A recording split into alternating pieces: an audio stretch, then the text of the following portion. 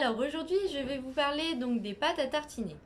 Donc la pâte à tartiner va rester synonyme de plaisir et parfois même de réconfort quand on va être stressé. Attention toutefois, il faut faire attention à votre consommation parce que ça reste des produits qui ne vont pas être forcément très bons pour la santé. Donc il faut la consommer de manière judicieuse.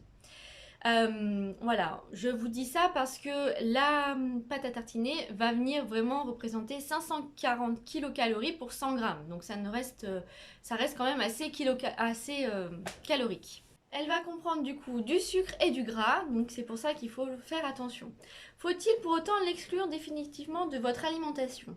Eh bien pas forcément, ça va vraiment dépendre de comment est-ce que vous la consommez. Voilà, il vaut mieux manger une petite cuillère de temps en temps que en manger tous les jours et plusieurs tartines.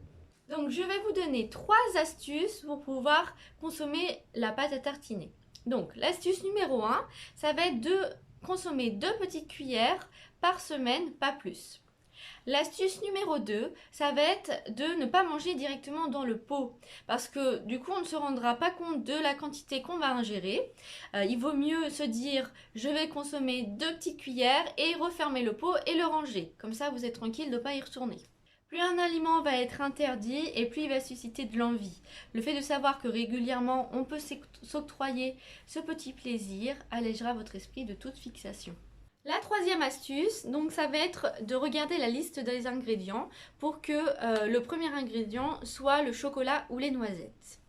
En effet, la composition va rester très importante parce que vous pouvez trouver pas mal de pâte à tartiner ou vous pouvez avoir de l'huile de palme. L'huile de palme qui va être montrée du doigt pour tout ce qui est impact écologique et pour la santé. Alors même du coup, si les industriels vont venir remplacer cette huile de palme par une autre huile, cela va rester quand même une matière grasse. Donc c'est pour ça qu'il faut faire attention que ce ne soit pas le premier ingrédient de la liste. Et du coup, pour le sucre, c'est pareil, il faut faire attention que ce ne soit pas l'un des premiers ingrédients. Donc pour ces 2 pâtes à tartiner, le sucre reste quand même le premier ingrédient, donc après c'est à vous de choisir. Dans la nocciolata, vous n'aurez pas d'huile de palme, donc pour tout ce qui est écologique, c'est un petit peu mieux, même pour la santé. Alors en respectant ces petits conseils, vous pourrez continuer à manger de la pâte à tartiner. La vidéo est terminée, je vous retrouve le mois prochain pour une vidéo santé. N'hésitez pas à commenter la vidéo et à aimer la vidéo, et je vous souhaite une bonne journée.